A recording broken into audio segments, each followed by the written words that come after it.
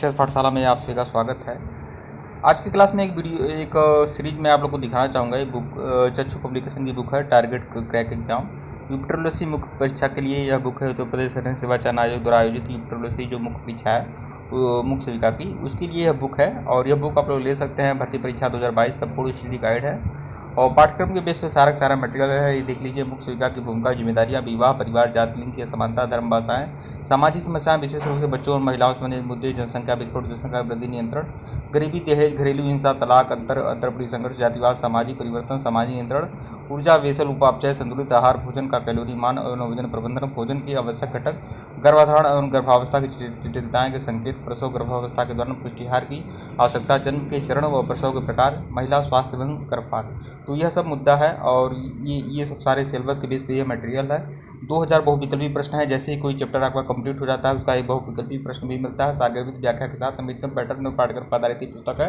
यह बुक आप लोग परचेज कर सकते हैं नज़दीकी बुक स्टॉल पर। इसका लिंक मैं डिस्क्रिप्शन में डाल दूंगा, जहाँ से आप लोग ऑनलाइन भी इस बुक को परचेज कर पाएंगे। चक्षु पब्लिकेशन की बुक है। मित्रों, थ्योरी क्लास की यह 12वीं सीरीज है, 12वां भाग है थ्योरी क्लास का। अगर इसके पहले का वीडियो नहीं देखे हैं तो प्लेलिस्ट में जाइएगा। यूपी मुख्य सेविका थ्योरी क्लास के नाम से प्लेलिस्ट बनी हुई है। तो आइए देख लेते हैं। बहुपति विवाह को मैं समझा देता हूं आप लोग को।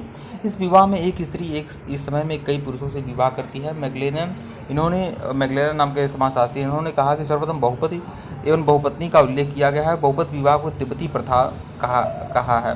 टोडा जनजाति में बहुपति के बाद बहुपत्नी एवं आज एकल विवाह की प्रथा पाई जाती है। तो अब यह टोडा जनजाति में पहले बहुपति विवाह था, लेकिन अब एकल विवाह वहाँ भी होता है, टोडा जनजातियों में भी। इस प्रकार का विवाह कश्मीर से असोम तक और हिमालय के क्षेत्रों में भी पाया जाता है। जनजातियों के मध्य ज़्यादा पाया जाता है। भारतीय आर्य जातियाँ और मंगोल जनजातियों में अत्यंत लोकप्रिय है और अपने प्राचीन रूप से यह तियान लोंडा, कोटा और खास लद्दाखी, बोटा, साथी, इरावन, मालाबार की नायर जनजातियाँ, छोटा नागपुर की संथाल जनजातियाँ, मध्य भारत की उराव जनजातियों तथा देहरादून की एक जौनसार जनजाति है, उसमें भी यह पाया जाता है। और परगना, धरातल, कंबल और कुरु जिलों में भी यह जनजातियाँ में भी यह विवाह होता है। बहुपत विवाह के प्रकार देख लेते हैं। तो बहुपत विवाह भी कई प्रकार के होते हैं, जिसमें भातृक बहुपत विवाह को समझा देता हूँ आप लोग को। एक स्त्री के सभी पति आपस में भाई होते हैं। यह विवाह खस, टोडा, कोटा, नायर और जनजातियों में पाया जाता है। जब 2 या 2 से अधिक भाई मिलकर किसी एक स्त्री से विवाह या सबसे बड़ा भाई किसी स्त्री से विवाह कर लेता है और अन्य भाई स्वतः ही उस स्त्री के पति मान लिए जाते हैं, तो ऐसा विवाह भी होता है। इसे भातृक बहुपत विवाह कहते हैं। खस लोगों में सबसे बड़ी भाई ही विवाह करके पत्नी लाता है और शेष भाई उस स्त्री के पति बन जाते हैं और उसे संतान का निर्धारण उच्चता के क्रम में होता है।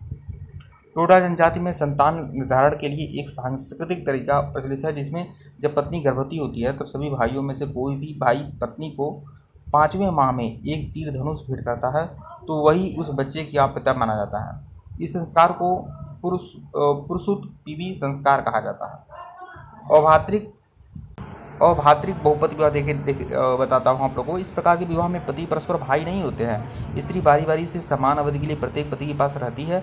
यह प्रथा टोडा जनजातियों में प्रचलित है। टोडा जनजातियों में पितृसत्तात्मक और भातृक बहुपत विवाह होता है। नायरों में भी यह विवाह होता है, लेकिन वहाँ मातृसत्तात्मक और भातृक बहुपत विवाह पाई जाती है।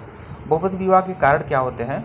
तो इसका मुख्य कारण आर्थिक क्रियाशीलता या गरीबी होती है। जब अकेला पुरुष स्त्रियों और बच्चों का भरण पोषण नहीं कर पाता है तो अनेक पुरुष मिलकर भरण पोषण करते हैं। और बधमूल्य का अधिक होना, बधमूल्य की प्रथा के कारण ही हो जनजातियों में भी यह प्रथा पाई जाती है। हो जनजातियों में लड़कियां सबसे अधिक समय तक कुंवारी रहती हैं। जनसंख्या को मर्यादित रखने की इच्छा के कारण ही बहुपत विवाह का पालन किया जाता है, क्योंकि ऐसे विवाह में संतानें कम होती हैं। और अगला देखिए, संपत्ति के विभाजन को रोकने के लिए भी बहुपत विवाह किया जाता है।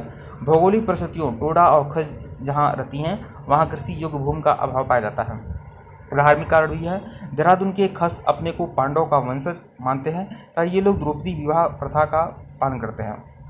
और तो खस जनजातियों में ये भी प्रचलित है। वेस्टरमार्क के अनुसार बहुपत विवाह का मुख्य कारण लिंगानुपात का संतुलित रूप है। शमनर, कनिंघम एवं सक्सेना ने बहुपत विवाह का मुख्य कारण गरीबी को माना है। बहुपत विवाह के लाभ भी हैं, जैसे संपत्ति का बंटवारा न होना, संतान का कम होना, आर्थिक सहयोग, यह सब बहुपत विवाह के लाभ भी माने जाते हैं।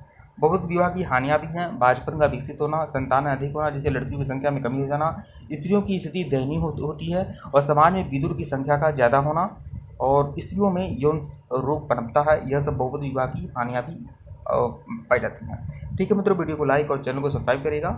धन्यवाद आपका।